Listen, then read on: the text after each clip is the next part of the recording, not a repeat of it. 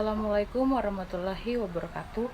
Perkenalkan, nama saya Reka Priscilla Babuno dengan NIM PO 713211191041 tingkat 2A, mahasiswa jurusan D3 Kebidanan Poltekkes Kemenkes Makassar akan memaparkan materi mengenai Atonio Uteri.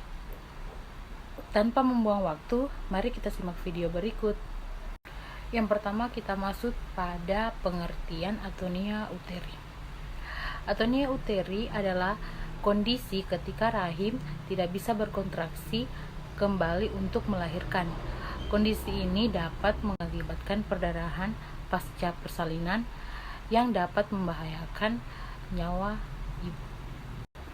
Kondisi ini tentu berbahaya karena setelah melahirkan seharusnya rahim masih berkontraksi untuk mengeluarkan plasenta dan menghentikan pendarahan. Kontraksi ini juga berfungsi menekan pembuluh darah yang ada di plasenta untuk mencegah terjadinya pendarahan. Jadi, ketika atonia uteri terjadi, pendarahan akan terjadi sehingga ibu akan kehilangan banyak darah.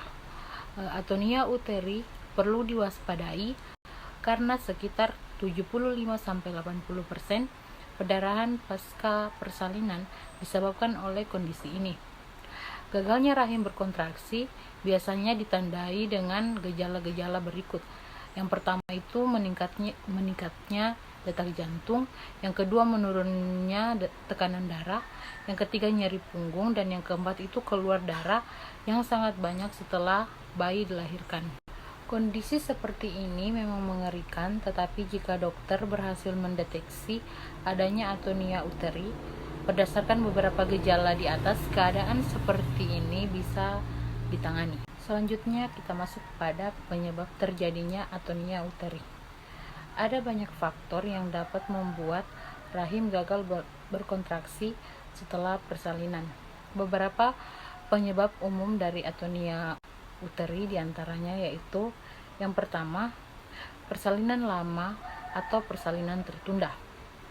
Yang kedua, pembesaran rahim karena adanya kelebihan cairan ketuban atau polyhydramnion atau bayi yang berukuran besar. Selanjutnya itu pemberian oksitosin, anestesi umum atau obat lain selama persalinan.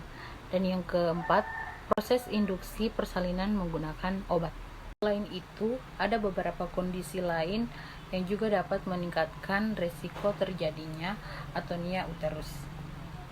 Termasuk yaitu kehamilan bayi kembar, riwayat melahirkan sebelumnya lebih dari 2-3 kali, persalinan dibantu menggunakan forceps atau vakum, usia di atas 35 tahun dan kegemukan juga secara medis disebutkan memiliki resiko lebih besar untuk atonia uteri.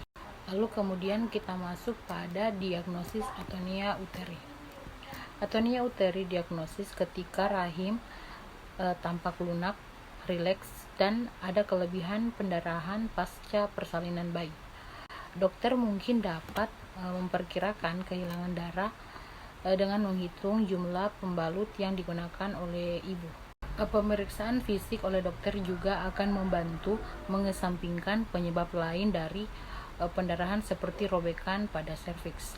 Oleh sebab itu, informasi seperti hitungan denyut nadi, tekanan darah, hitungan sel darah merah, dan faktor-faktor pembekuan darah pun harus terus dipantau. Selanjutnya kita masuk pada komplikasi dan tindakan perawatan atonia uteri. Ya baik, selain dari pendarahan, ada juga beberapa komplikasi dari atonia uteri yang perlu diperhatikan oleh mama.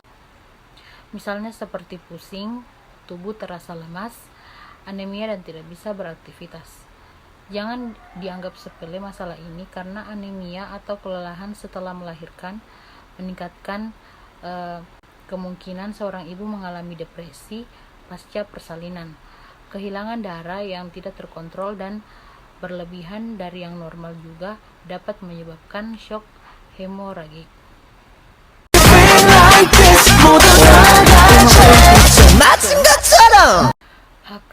Jika kehilangan darah tidak dipantau dengan baik, situasi seperti ini juga bisa membahayakan nyawa ibu.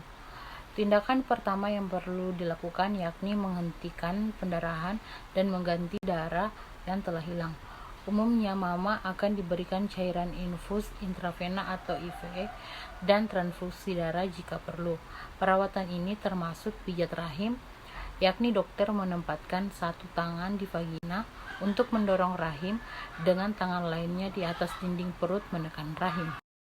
Obat-obatan juga mungkin akan diberikan termasuk seperti oksitosin, methylergonofin, dan prostaglandin. Dalam kasus di mana kondisinya parah, tindakan lain yang mungkin juga akan dilakukan yakni operasi untuk meningkat pembuluh darah.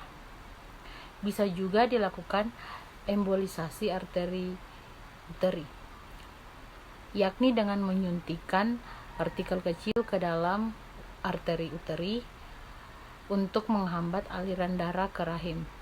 Jika semua tindakan ini gagal, kemungkinan bisa juga dilakukan histerektomi atau pengangkatan rahim. Baik, demikian informasi penting tentang Antonia uteri yang perlu ibu waspadai yang dapat saya jelaskan. Jangan ragu untuk berdiskusi kepada dokter tentang hal ini.